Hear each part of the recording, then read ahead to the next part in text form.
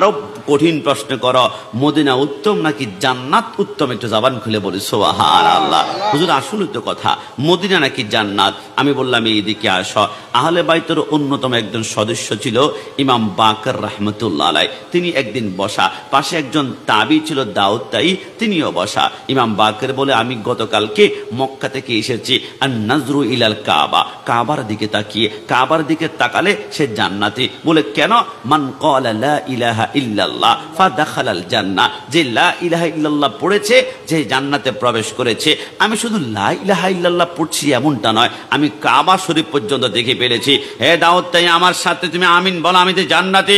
দাউদ তাই বলে, কথা তো সম্পূর্ণ হয় নাই। বলে মানে বুঝলাম না। বলে আপনি বলুন, মক্কায় যেহেতু গিয়েছি আমি জান্নাতে যাব, আর মদিনায় গেলে নিশ্চিত জান্নাত তকদিরে ঝুটে যাবে। বলে এটা কেমন কথা? বলে আপনি মক্কাতে গিয়েছেন, আপনি কি সেইখানে জান্নাত দেখেছেন? বলে না দেখি নাই। জান্নাত স্পর্শ করেছেন? না করি নাই। তারপরও জান্নাতের আশা করেন, কিন্তু মদিনায় গেলে তো আমরা দেখতে পাই মা বাইনা ওয়া বাইতি মিম্বারি রাযাতুম রিয়াজিল জান্নাহ। মদিনায় গেলে জান্নাতের টুকরা দেখা যায়। আজকে থেকে লিখে রাখবেন যে একবার রিয়াজুল জান্নায় 2 রাকাত নামাজ পড়েছেন, মনে করবেন আপনি জান্নাতে ঢুকে গিয়েছেন। জান্নাতে যে একবার ঢুকে সে চিরস্থায়ী। বিশ্বাস যদি না হয়, ইদ্রিস আলাইহিস সালাম যখন জান্নাতে ঢুকেছিল, রিদওয়ান ফেরেশতা বলেছিল, ইদ্রিস পয়গম্বর গুনাহ শেষ হয়েছে, বের হও। ইদ্রিস আলাইহিস সালাম বলে, তুমি কি জানো না জান্নাতে যে একবার ঢুকে সে আর জান্নাত থেকে বের হয় না, নিশ্চিত জান্নাতে হয়ে যায়। আল্লাহ কথা কি সঠিক? আমার আল্লাহ বলে খালিদিনা ফিহা, আসলেই সত্যি যে একবার জান্নাতে ঢুকে সে জান্নাতে চিরস্থায়ী হয়ে যায়। তো আমরা যে সোনার মদিনায় গিয়েছি, রিয়াজুল জান্নায় একবার যারা ঢুকেছি, ওইখান থেকে বের হয়ে হয়তো বা বাংলাদেশে এসে 50-60 বছরে বেঁচেছি, মৃত্যুর পরে আবারও জান্নাতে ঢুকবো। কারণ জান্নাতে যে একবার ঢুকে সে 100% জান্নাতি হয়ে যায়। তো জবান খুলে বলে সুবহানাল্লাহ।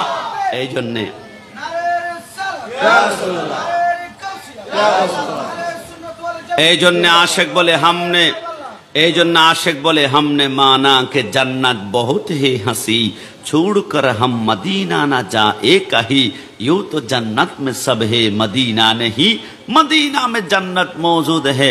আশেক বলে আমি জান্নাতে যেতে চাই না, আমি মদিনা যাব। কারণ জান্নাতে মদিনা পাওয়া যায় না, মদিনা গেলে জান্নাত পাওয়া যায়। শুধু জান্নাত নয়, মদিনা গেলে জান্নাতের মালিক মদিনাওয়ালা নবীকেও পাওয়া যায়। একটু জবান খুলে বলে সুবহানাল্লাহ। ওই নবীর মোহাব্বত আমরা সকলে চাই কি চাই না? একটু 2 হাত তুলে আল্লাহকে দেখান তো, চাই কি না? নবী বলে, আমাকে যদি মোহাব্বত করতে হয়, আমার আহলে বাইতকে মোহাব্বত করে। আহলে বাইত কারা? আল হাসান ওয়াল হুসাইন আলিউন ফাতেমা। তো এই 4 জন সদস্য। আমি যদি 4 জন সদস্যর আলাদা আলাদা আলাদা করে আপনার ডেফিনেশন দিতে হয়, তাহলে আমার প্রত্যেকজনের জন্য 1 ঘন্টা প্রয়োজন হবে আমার ক্ষুদ্র জ্ঞানে। কিন্তু আমি এত সময় নিব না। তবে মা ফাতেমা এমন একজন সত্তা, ইন্নামা ইউরিদুল্লাহু লিউযহিবা আনকুমুর রিজসা আহলাল বাইতি ওয়া ইউতাহহিরাকুম তাতহীরা। কোন আহলে বাইত নিয়ে আজকে আপনারা প্রোগ্রাম সাজিয়েছেন জানেন? তিনি হচ্ছেন সেই মা ফাতেমা। পৃথিবীর জমিনে এমন কোন নারী বুকে হাত দিয়ে বলতে পারবে না আমি 30 দিন নামাজ পড়তে পারি না। এনাদের মাসিক হয়, মাসিকের সময় একটা রক্ত বের হয়, এটা নাপাক রক্ত। যেই দিন মাসিকটা শুরু হবে ওই দিন থেকে রোজা তার জন্য হারাম করা হয়েছে, নামাজ হারাম করে দেওয়া হয়েছে। কিন্তু সৃষ্টি জগতে একজন নারী আছে, জীবনে কোনোদিন নাপাকের রক্ত তাকে স্পর্শ করে নাই, হাইজ হয় নাই, নিপাস হয় নাই। তিনি হচ্ছেন হযরতে মা ফাতেমা। একটু জবান খুলে বলে সুবহানাল্লাহ। কিন্তু চট্টগ্রামের সবচেয়ে দামি হসপিটালের নাম হচ্ছে এভার কেয়ার হসপিটাল। ডাক্তার বলে মানি না। কেন? ডাক্তার বলে কিভাবে সম্ভব এটা? বলে কেন, কি হয়েছে? ডাক্তার বলে একজন সন্তান যখন মায়ের পেটে আসে তখন 40 দিন পর পর সন্তানের হাত বের হয়, 40 দিন পরে পা বের হয়, 40 দিন পরে চোখ বের হয়, 40 দিন পরে পরে সন্তান পেটের ভিতরে কি খায় জানো? একটা সন্তান যখন মায়ের পেটের মধ্যে আসে ওই দিন থেকে মায়ের হায়েজ, নেপাস, মাসিক বন্ধ হয়ে যায়। ওই নাপাক রক্তগুলো আল্লাহ পেটের ভিতরে জমা রেখে দেয়। কারণ সন্তান আল্লাহর বান্দা, মায়ের পেটের ভিতরে খেতে হবে না, নাপাক রক্তগুলো আপনাকে আমাকে খাই আল্লাহ পেটের ভিতরে বাঁচিয়েছে। তো মা ফাতেমার যদি হায়েজ, নেপাসের, মাসিক রক্ত না বের হয়, পেটের ভিতরে জমা না হয়, হাসান হুসাইন মায়ের পেটের ভিতরে কি খেলো, কি খেয়ে বেঁচেছিল?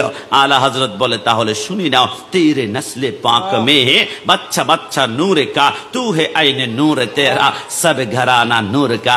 গাছ যদি হয় নূরের, পাতা হবে নূরের, ডাল হবে নূরের, ফল হবে নূরের। রাসূল যে যেহেতু নূর, ফাতেমা নূর, আলী নূর, হাসান নূর, হুসাইন নূর। হযরতে হুসাইন হাসানের যখন খিদা লাগতো, নূরের খিদা কোনো নাপাক রক্ত হয় না, নূরের খিদা লাগলে খাওয়া আসে নূরানি জান্নাত থেকে, লক্ষ আইটেমের খানা মায়ের পেটে আল্লাহ হাসান হুসাইনকে সাপ্লাই করেছেন। জোরে বলে সুবহানাল্লাহ। আমি সেই মা ফাতেমার কথা বলছি। আমি জানি না বোঝাতে পারবো কিনা, কারণ আমরা সবাই কি জাহান্নাম চাই নাকি জান্নাত চাই? জান্নাত চাই। একটু জবান খুলে, জাহান্নাম নাকি জান্নাত? তো জান্নাত চাইতে হলে জান্নাতের সরদারিনীর সাথে, সরদারের সাথে কানেকশন রাখতে হবে। আপনি কি জানেন মা ফাতেমা এমন একজন সত্তা যার ডানে বামে আশেপাশে সবাই জান্নাতি।